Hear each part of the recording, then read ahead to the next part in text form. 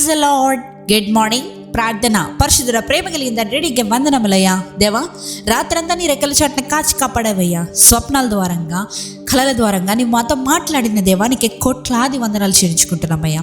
ఇదిగో ప్రభా, ఈ ఉదయకాలం సమయంలో మేమందరం ఇలా లేచి ఇలా కూడి ప్రార్థనలు ఏకీభవించడానికి ఇచ్చిన భాగ్యాన్ని బట్టి నీకు వందనాలయ్యా. ఇచ్చిన ఈ రిటర్న్ టు రివైవ్ని బట్టి నీకు వందనాలు ప్రభు.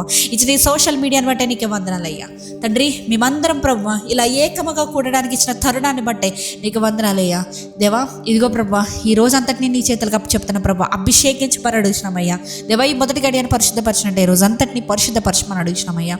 మేము చేసే ప్రతి పరిపాటిలో, చేసే ప్రతి దానిలో కూడా ప్రభు నీ హస్తాన్ని దయచేయమని అడుగుతున్నామయ్యా. మేము ఏదైనా తప్పిదాలు చేస్తూ ఉంటే కనుక ప్రభు, పరిశుద్ధాత్మ దేవ నీవే విచక్షణ జ్ఞానాన్ని మాకు కలుగు చేయమని అడుగుతున్నామయ్యా. తప్పిదాలు మేము మా చేతుల ద్వారా జరగకుండా దేవా నీవే కాచి కాపాడండి. అంతేకాకుండా ప్రభు, మేము ఏ నిర్ణయాలు తీసుకోవాలో సరైన నిర్ణయాల కొరకు పరిశుద్ధాత్మ దేవ నీవే విచక్షణ జ్ఞానాన్ని కలుగు చేయమని అడుగుతున్నామయ్యా.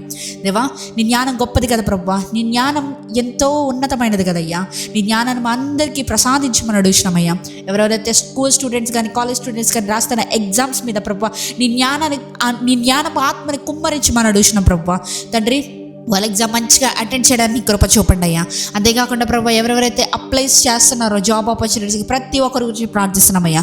నిశ్చితమైతే ప్రభు, మంచిగా వారు తొందరలోనే, అతి తొందరలోనే వారికి ఒక గుడ్ న్యూస్ వినేలా సహాయం చేయండి అయ్యా. వారి తలుపులు తెరవమని అడుగుతున్నామయ్యా. వారి ముందు మూసుకుపోయిన ప్రతి తలుపుని ప్రభు తెరవమని అడుగుతున్నామయ్యా. ఇక నా జీవితంలో దారి లేదు, ఇక నేను ముందుకు సాగలేను అనుకుంటున్న ప్రతి ఒక్క డిప్రెషన్ ఆత్మకి ప్రభు ఇప్పుడే నజరేయుడైన యేసుక్రీస్తు నామములో ప్రభు లైవ్ చేస్తున్నానయ్యా.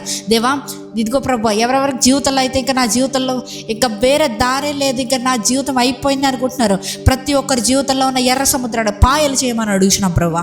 ఇదిగో అయ్యా, ఈ సమయంలో తండ్రి ప్రార్థనలేకి విసర సహోదరుడు వారి మనసులో లేకపోతే వారి తలంపులో ఎంత భారాన్ని మోస్తున్నారో మాకైతే తెలీదు, ఎంత వేదనను మోస్తున్నారో మాకైతే తెలీదు. నీ చిత్తం అయితే ప్రభు, వారిని ఒక్కసారి నీ హస్తంతో ముట్టమని అడుగుతున్నామయ్యా. పరిశుద్ధాత్మదేవ నీవే వారికి త్రోవలు సరళం చేయమని అడుగుతున్నాం. నీవే క్రొత్త తలుపులు తెరవమని అడుగుతున్నామయ్యా.